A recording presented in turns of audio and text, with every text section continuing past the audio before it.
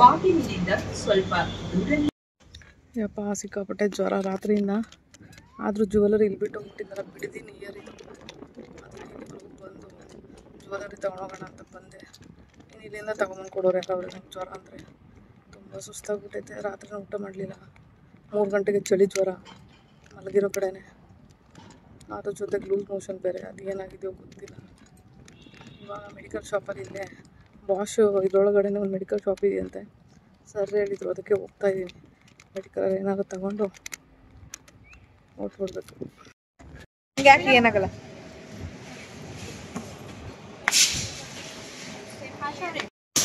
ಈ ಬ್ಯಾಗು ಹಿಡಿಯುತ್ತೆ, ಅದರೊಳಗಡೆ ಹಿಡಿಯುತ್ತೆ.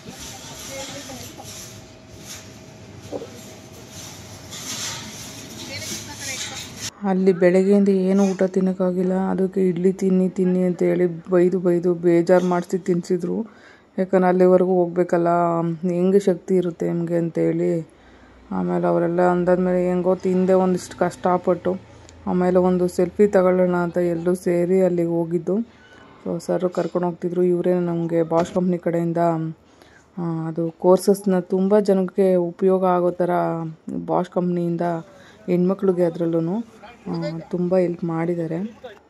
ಆವತ್ತು ಆ್ಯಕ್ಸಿಡೆಂಟ್ ಆದಮೇಲೆ ಲೈಫ್ ಹಿಂಗೆ ಆಯ್ತಲ್ಲ ಅಂತ ಡಿಪ್ರೆಷನ್ನಿಂದ ಹೊರಗಡೆ ಬರೋಕ್ಕೆ ಅಂತ ಕಲ್ತಿದ್ದ ವಿದ್ಯೆ ಇವತ್ತು ಅನ್ನ ಕೊಡೋ ಲೆವೆಲ್ಲಿಗೆ ಹೋಗ್ತಾಯಿದೆ. ಸೊ ನಿಜವಾಗ್ಲೂ ತುಂಬ ಥ್ಯಾಂಕ್ಸ್ ಹೇಳಬೇಕು ಆ ಸರ್ಗೆ ಮತ್ತು ಬಾಷ್ ಕಂಪ್ನಿಗೆ.